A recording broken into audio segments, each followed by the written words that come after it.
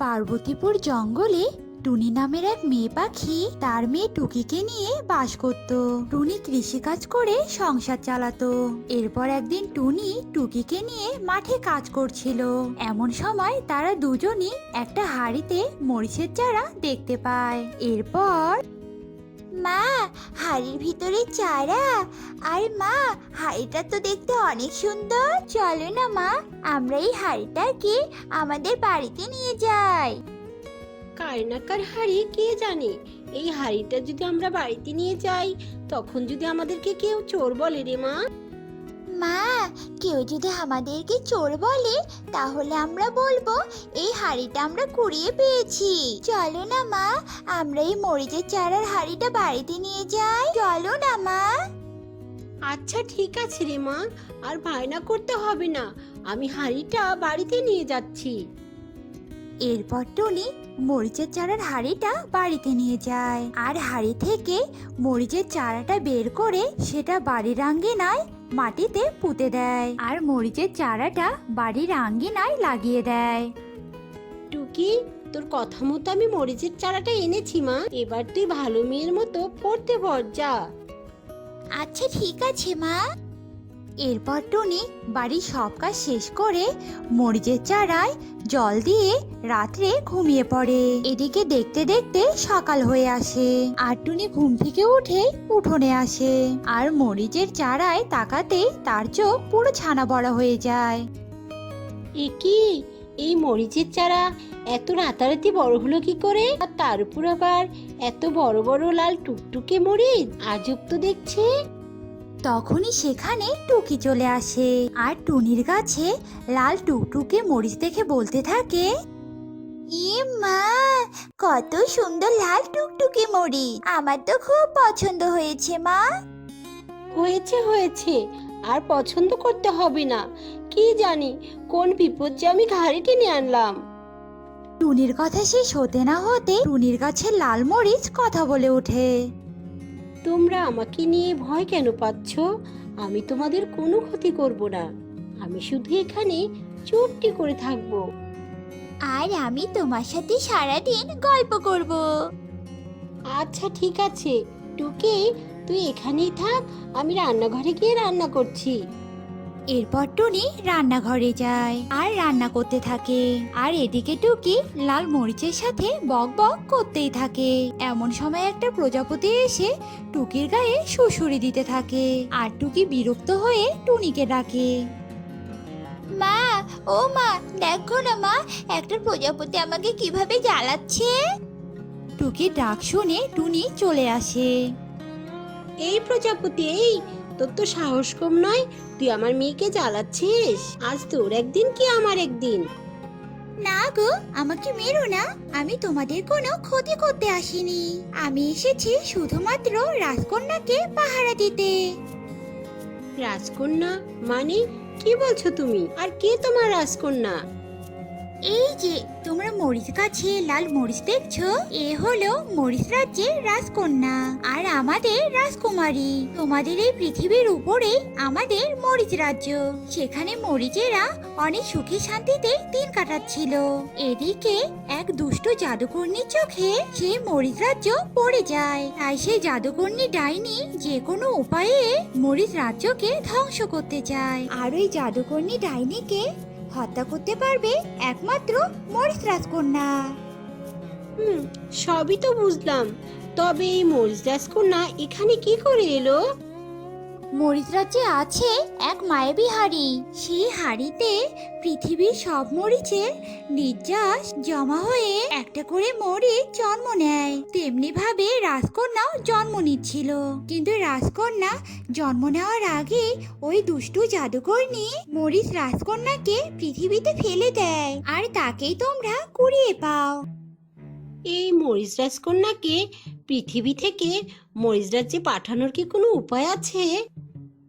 বাঁশবনের বাঁশঝাড়ে বাস করে এক নীল বুড়ি, তবে তাকে চাঁদের আলো ছাড়া আর কখনোই দেখা যায় না। একমাত্র সেই বাঁশবাগানের বুড়ি পারবে মরিচ রাজকন্যাকে মরিচ রাজ্যে ফিরিয়ে দিতে। আচ্ছা ঠিক আছে, আমি আজ রাতেই ওই বাঁশবাগানে যাব, আর বাঁশবাগানের নীলবুড়ির সাথে আমি দেখা করব। এরপর রাত হয়ে যায় আর রাতের আকাশে সুন্দর একটা চাঁদ ঝলমল করতে থাকে। এমন সময় টুনি উড়ে উড়ে সেই বাঁশবাগানে যায় আর বলতে থাকে, দূর থেকে যে এসেছি আমি সমস্যা নিয়ে তোমার কাছে, বিপদের মাঝে মরিচবাসী তোমার কাছে যে তার উপায় আছে।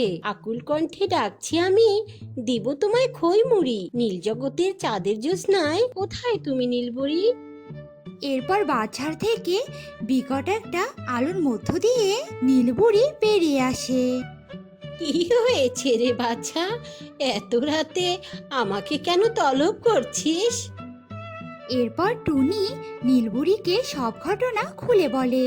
সব শুনে নীলবুড়ি বলে, ও, এই ব্যাপার, এটা তো আমার বাহাতের খেল। তবে আমায় যদি তুই সুস্বাদু কিছু না খাওয়াস তাহলে তো আমি এই কাজ করেই দেব না। ঠিক আছে নীলবুড়ি, তুমি একটু অপেক্ষা করো, আমি এক্ষুনি আসছি। এরপর টুনি উড়ে উড়ে বাড়ি আসে আর নীলবুড়ির জন্য মধুর পায়েস রান্না করে তারপরে টুনি বাঁশবাগানে যায় নীলবুড়ির কাছে আর নীলবুড়িকে খেতে দেয়। আর নীলবুড়ি খেয়ে বলে, আহ, কতদিন পরে যে আমার মুখে একটু সুস্বাদু জিনিস পড়লো। এবার শোন আমার কথা, আর তার আগে এই বাটিটা তুই হাতে তুলে নে। শোন, তোর এই বাটিতে আমি আমার অর্জিত শক্তি জল দিচ্ছি। তুই এই জল নিয়ে গিয়ে তুই লাল মরিচের গায়ের উপর ছিটিয়ে দিবি, আর তারপরেই মরিচ রাজকন্যা পৃথিবী থেকে মুক্তি পেয়ে মরিচ রাজ্যে চলে যাবে। ঠিক আছে গো নীলবুড়ি, তোমাকে অনেক ধন্যবাদ। এরপর টুনি নীলবুড়ি দেওয়া বাটি ভর্তি জল নিয়ে টুনি মরিচ গাছের লাল মরিচের কাছে যায় আর সেই বাটির সম্পূর্ণ জল মরিচ গাছে মরিচের উপর ছিটিয়ে দেয়। টুনি, আমাদের মরিচ গাছের মরিচ রাজকন্যাকে মুক্ত করে দেওয়ার জন্য তোমাকে অনেক ধন্যবাদ। তার বিনিময়ে আমি তোমাকে আরেকটা লাল মরিচ দিয়ে যাচ্ছি, আর তুমি এই মরিচের কাছে যা চাইবে তাই পাবে।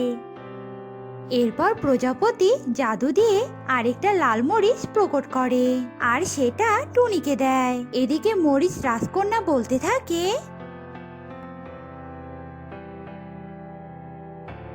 তোমাদেরকে অনেক ধন্যবাদ, তোমরা আমাকে অনেক সাহায্য করলে। আমি তোমাদের সারা জীবন মনে রাখবো। এরপর প্রজাপতি আর টুনির গাছের লাল মরিচ সেখান থেকে অদৃশ্য হয়ে যায়। এদিকে টুনি প্রজাপতির দেওয়া লাল মরিচ থেকে অনেক টাকা পয়সা পেয়ে অনেক বড়লোক হয়ে যায় আর সুখে দিন কাটাতে থাকে।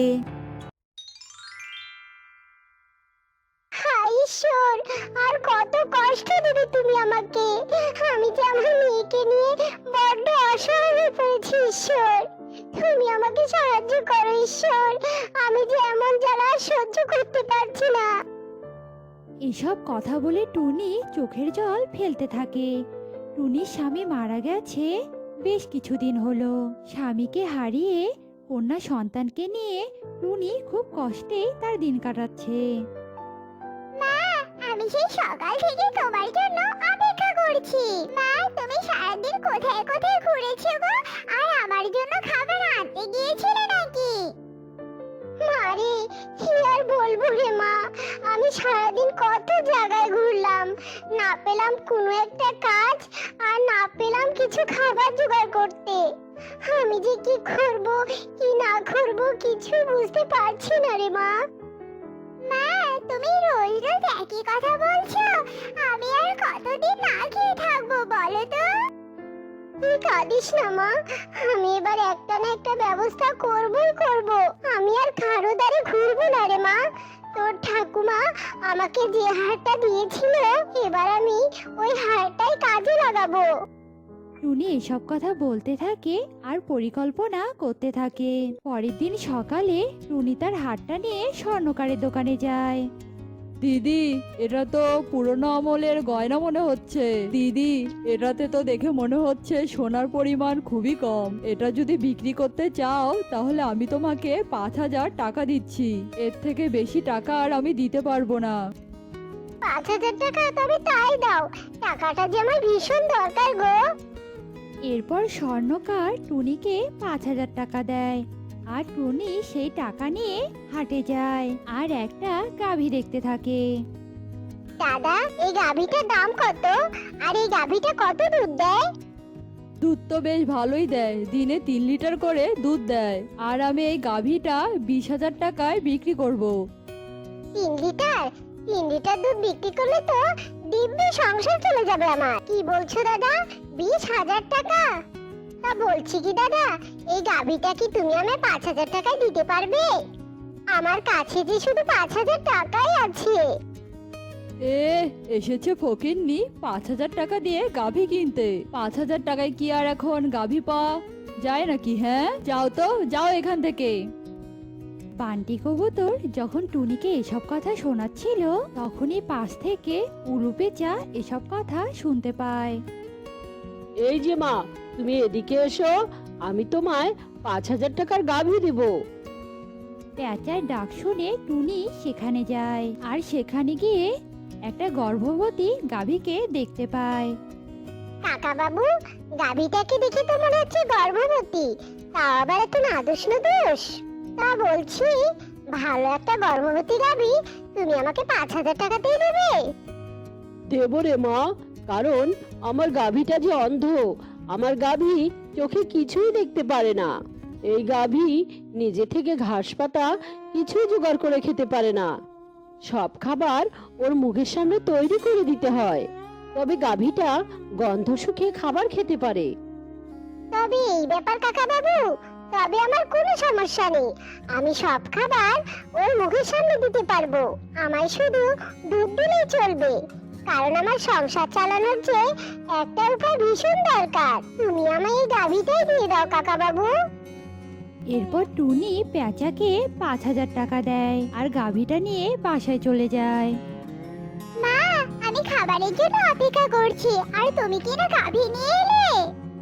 মারে, আর কিছুদিন ধৈর্য ধর, আর মাত্র তো কটা দিন।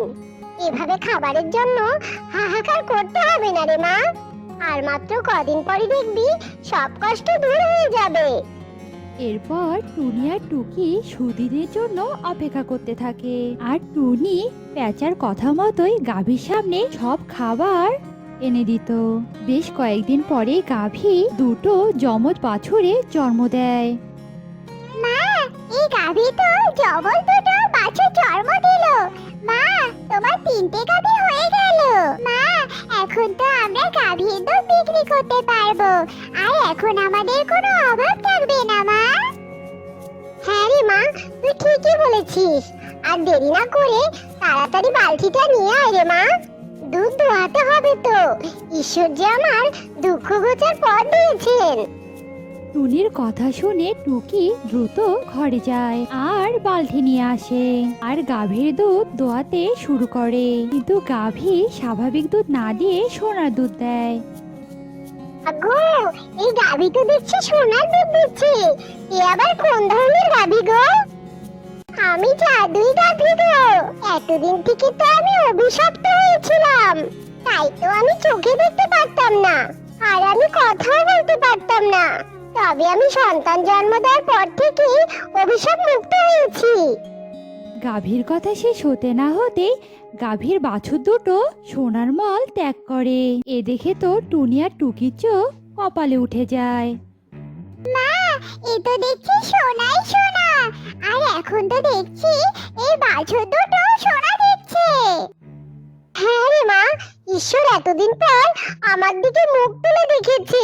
এতদিন আমি খাবার জোগাড় করতে পারতাম না, কিন্তু আজ আমার উঠোনে এত সোনা। কিন্তু কাকা বাবু এত বোকা, এই জাদুর গাভীকে এত কম দামে আমার কাছে বিক্রি করে দিল।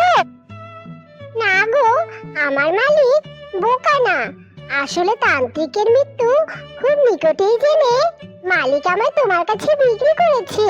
আমার মালিক মানে ওই তান্ত্রিক যে বড্ড ভালো ছিলেন। তবে এবার আমি আর আমার বাছুর মিলে তোমার সমস্ত কষ্ট দূর করব। এরপর টুনি সোনার গোবর আর সোনার দুধ বিক্রি করে অনেক ধনী হয়ে যায় টুনি। আর টুনিকে তো এত স্বর্ণ বিক্রি করা দেখে স্বর্ণকার অনেক অবাক হয়ে যায়। এটা কি করে সম্ভব? টুনি রোজ রোজ এত সোনা কোথায় পাচ্ছে? আমার কাছে ব্যাপারটা কেন জানি গড়বড় মনে হচ্ছে। এরপর থেকে স্বর্ণকার টুনির ওপর নজর রাখতে শুরু করে আর টুনির 3 গাভীর ব্যাপারে সবটা জানতে পারে। তবে এই ব্যাপার, টুনির গরুরা টুনিকে এত সোনা দিচ্ছে, তবে এবার তো আমায় অন্য কিছু ভাবতে হয়, কারণ এত সোনা দানা যে আমারও চাই। এরপর কালু টুনির বাসায় যায় আর টুনির কাছে তার গাভীগুলো কিনতে চায়। না না স্বর্ণকার দাদা, আমি কিছুতেই আমার গাভী বিক্রি করব না। তুমি দয়া করে এমন কথা বলো না। বুঝতে পেরেছি, তোমার গাভীরা যে সোনা দেয় তার জন্য তুমি তোমার গাভী বিক্রি করতে যাচ্ছ না। তবে আমিও ছাড়ার পাত্র নই। তবে এই গাভী আমার চাই চাই। দরকার হলে তোমাকে মেরে আমি এই গাভী দখল নিব। এই কথা বলে স্বর্ণকার একটা ছুরি বের করে আর তখনই গাভী হা করে আর গাভীর মুখ দিয়ে আগুন বেরিয়ে স্বর্ণকারের গায়ে পড়ে আর স্বর্ণকার পুড়ে ছাই হয়ে যায়।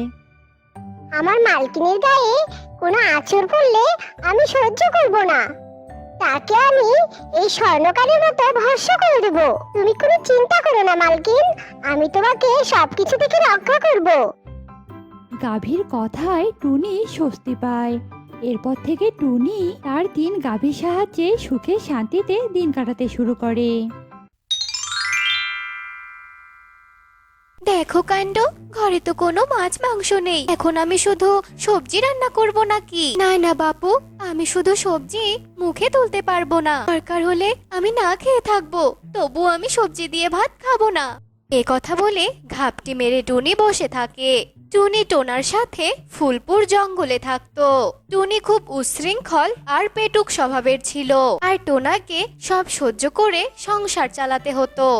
কি গো গিন্নি, পেটের মধ্যে তো ইঁদুর ছোটাছুটি করছে, তাড়াতাড়ি খেতে দাও গো। আমি খিদের জ্বালা যে আর সহ্য করতে পারছি না, বড্ড খাটুনি গেছে আজ আমার। আজ কোনো রান্না হয়নি, তাই আমি তোমায় কিছুই খেতে দিতে পারবো না। তুমি একদম আমার উপর চিৎকার চেঁচামেচি করবে না। টুনি, আমি কখন তোমার উপর চিৎকার চেঁচামেচি করলাম? তুমি শুধু বলো তো, কেন রান্না করনি? কি রান্না করব আমি? বাসায় তো কোনো মাছ মাংসই নেই, শুধু সবজি কেন রান্না করব আমি? এজন্যই আমি কিছু রান্না করিনি। তুমি সব সময় কেপটেমি করবে আর তা আমি মেনে নেব না, কখনোই না। আমি তা কখনোই মেনে নেব না। এই রে, গিন্নি তো সেই খেপে গেছে। যেভাবেই হোক গিন্নিকে শান্ত করতে হবে আর আমার টাকাও বাঁচাতে হবে। হিসেব করে তো চলতে হবে, তাই না? কিন্তু অল্প টাকায় এখন আমি কি সমস্যার সমাধান করব? না না গিন্নি, তুমি সবজি রান্না করতে যাবে কেন? তুমি তো আজ রান্না না করে ভালোই করেছো। চলো, তোমাকে নিয়ে আজ আমি বাইরে খেতে যাব। তবে একটা শর্ত আছে কিন্তু। কি বললে তুমি? বাইরে নিয়ে খাওয়াবে? তবে আর দেরি কেন? চলো তাড়াতাড়ি। আর এসব শর্ত নিয়ে তোমায় আর ভাবতে হবে না, আমি সব শর্তে রাজি। সত্যি তো? তবে শর্তটা শুনে নাও। আজ থেকে আগামী 1 সপ্তাহ বাসায় শুধু সবজি রান্না হবে, আর কোনো মাছ মাংস রান্না হবে না কিন্তু। টোনার এসব শর্তে টুনি রাজি হয় আর টুনিকে নিয়ে টোনা বেরিয়ে পড়ে। আর পথের ধারে টোনা ফুচকার দোকান দেখে সেখানে নিয়ে যায়।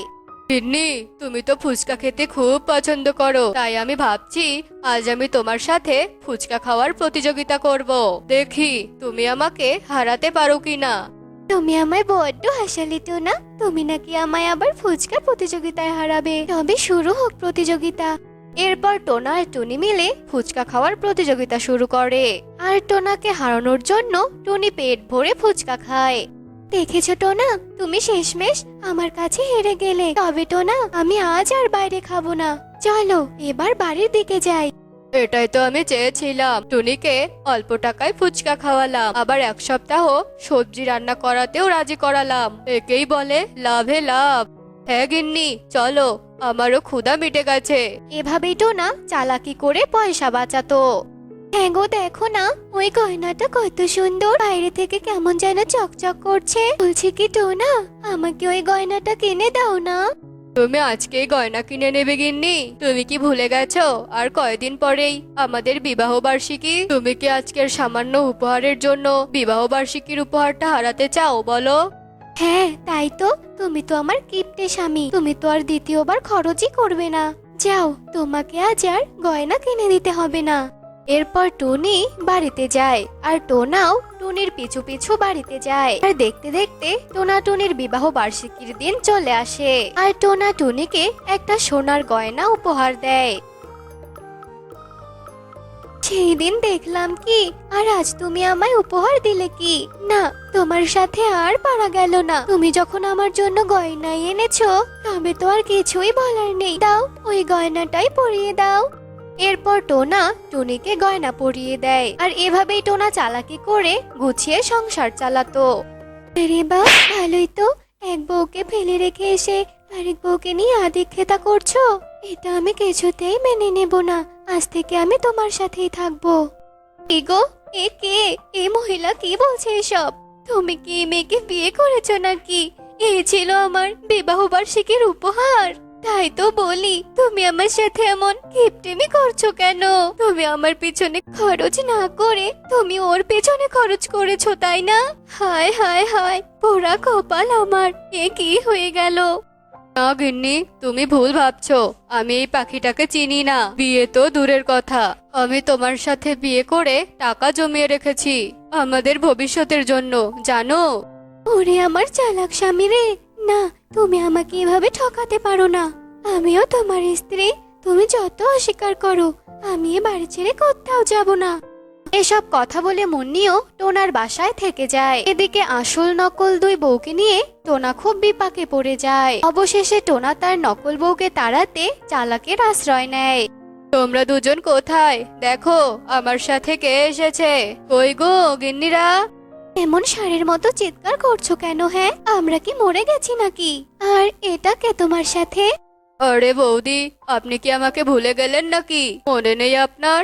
আর টোনা দাদার বিয়ের সময় আপনার ঠোঁট কেটে গিয়েছিল, পরে আমি আপনাকে প্লাস্টিকের ঠোঁট লাগিয়ে দিয়েছিলাম আর বলেছিলাম 6 মাস পর আবার ঠোঁটটা কেটে ফেলতে হবে আর এই ঠোঁটটা পাল্টাতে হবে। তাই তো দাদা আমাকে নিয়ে এলো। আসুন বৌদিরা, আপনার ঠোঁট কেটে ঠোঁটটা পাল্টে দেই। কি ভুলভাল বলছো? আমার তো টোনার সাথে বিয়েই হয়নি, তবে আমার ঠোঁট পাল্টানো হলো কখন? হ্যাঁ, এই রে, ঠোঁট হারানোর ভয়ে তো সব কথা আমি বলেই দিলাম। এবার কি হবে? এ কি, তুমি না এতদিন বললে আমি তোমার স্বামী? তো এখন তুমি বলছো তোমার সাথে আমার বিয়েই হয়নি? তবে তুমি আমায় ফাঁসিয়ে দেওয়ার চেষ্টা করছিলে। না মানে টোনা। তোমাকে ইয়ে মানে করতে হবে না, তোমার সম্পর্কে আমি সব জানি। তুমি খুনের আসামি আর আমি হলাম পুলিশ। আর তুমি যে বউ সেজে টোনার বাসায় আত্মগোপন করে আছো, সেটা টোনাই আমাকে বলেছে। আর টোনাই তো ঠোঁট কাটার ছলনা করে তোমায় ধরার জন্য এই বাসায় আমাকে নিয়ে এসেছে। এবার তাহলে চলো হাজতখানায়। এরপর পুলিশ মুন্নিকে নিয়ে যায়। তুমি আমায় মাফ করে দাও গো, সত্যি সত্যি তুমি আমার চালাক স্বামী, আর আমি কোনো বায়না করব না, তোমার কথা শুনে চলবো। এরপর টোনা টুনি সুখেই দিন কাটাতে থাকে। তো বন্ধুরা, আমাদের আজকের এই গল্পটি তোমাদের কাছে কেমন লেগেছে তা কমেন্টে জানাতে ভুলো না কিন্তু।